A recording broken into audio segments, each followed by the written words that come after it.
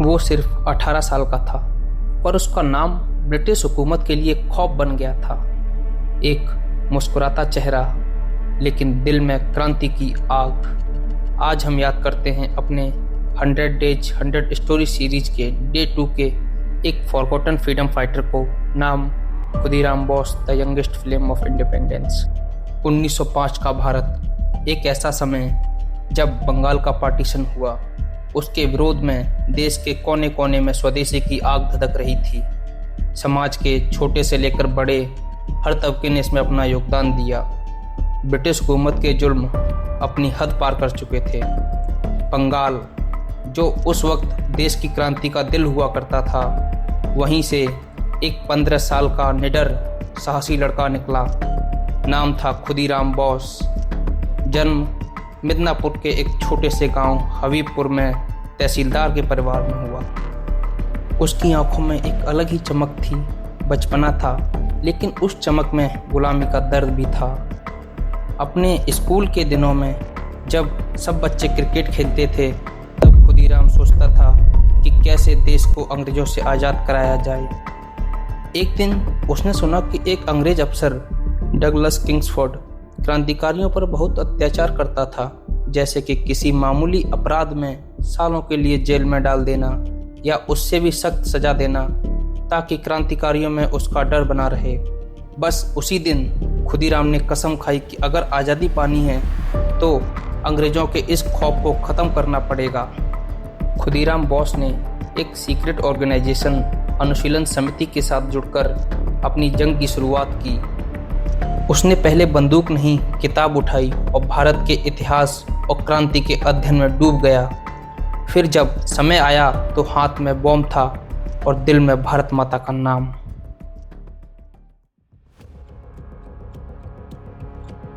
उन्नीस 1908 में अनुशीलन समिति के क्रांतिकारियों ने ब्रिटिश जज डगलस किंग्सफोर्ड को मारने की योजना बनाई और इस योजना को अंजाम देने के लिए 2 क्रांतिकारियों को चुना गया, खुदीराम बोस और प्रफुल्ल चाकी। 30 अप्रैल 1908 रात के लगभग 8 बजे होंगे। किंग्सफोर्ड मुजफ्फरपुर ब्रिटिश क्लब से अपनी बग्गी में आ रहा था। तभी 2 निडर साहसी लड़के आए और बग्गी के ऊपर बॉम्ब फेंका, लेकिन नसीब का खेल देखो, बग्गी में किंग्सफोर्ड नहीं तो अंग्रेज महिलाएं थीं, जिसकी वजह से वे दोनों महिलाएं मारी गईं और जिससे अंग्रेजों ने शहर के कोने कोने में तलाशी शुरू कर दी।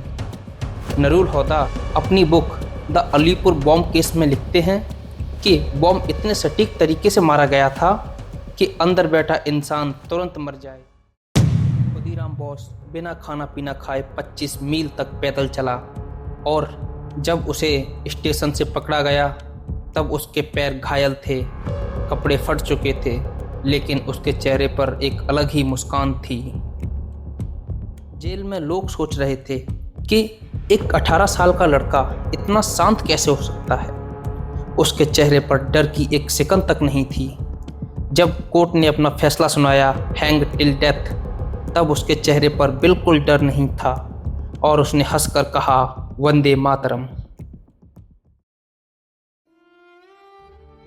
11 अगस्त 1908 सुबह का समय था। खुदीराम बोस को फांसी के लिए ले जाया जा रहा था। तब दूर दूर से लोगों की भीड़ उसे देखने के लिए इकट्ठा हुई। चारों तरफ वंदे मातरम, खुदीराम बोस जिंदाबाद के नारे गूंज रहे थे। सुबह लगभग 6 बजे खुदीराम बोस को फांसी दी गई।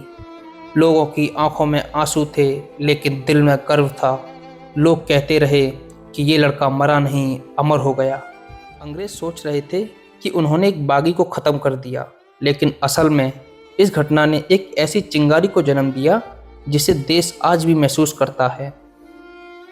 इस घटना के बाद भारत में खुदीराम बोस की शहादत पर कई लेख लिखे गए।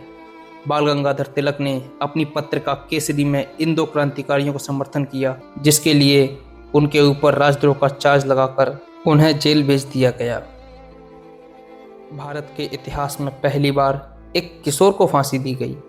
उस समय उनके हाथ में गीता की एक प्रति थी और उनकी उम्र मात्र 18 साल 8 महीने थी। खुदीराम की मुस्कान, उसका बलिदान और उसकी हिम्मत हर नई पीढ़ी के लिए एक पैगाम है कि आज़ादी के लिए उम्र नहीं, जज्बा चाहिए।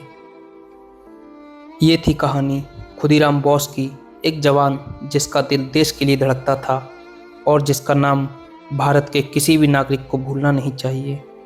वो चला गया, लेकिन आज़ादी के हर गीत में, हर तिरंगे में उसका नाम अमर है। अगर खुदीराम बोस के बलिदान ने आपको प्रेरित किया हो तो लाइक, शेयर एंड सब्सक्राइब कीजिए और कमेंट में लिखिए वंदे मातरम। मिलते हैं नेक्स्ट वीडियो में एक और फॉरगॉटन फ्रीडम फाइटर की कहानी के साथ।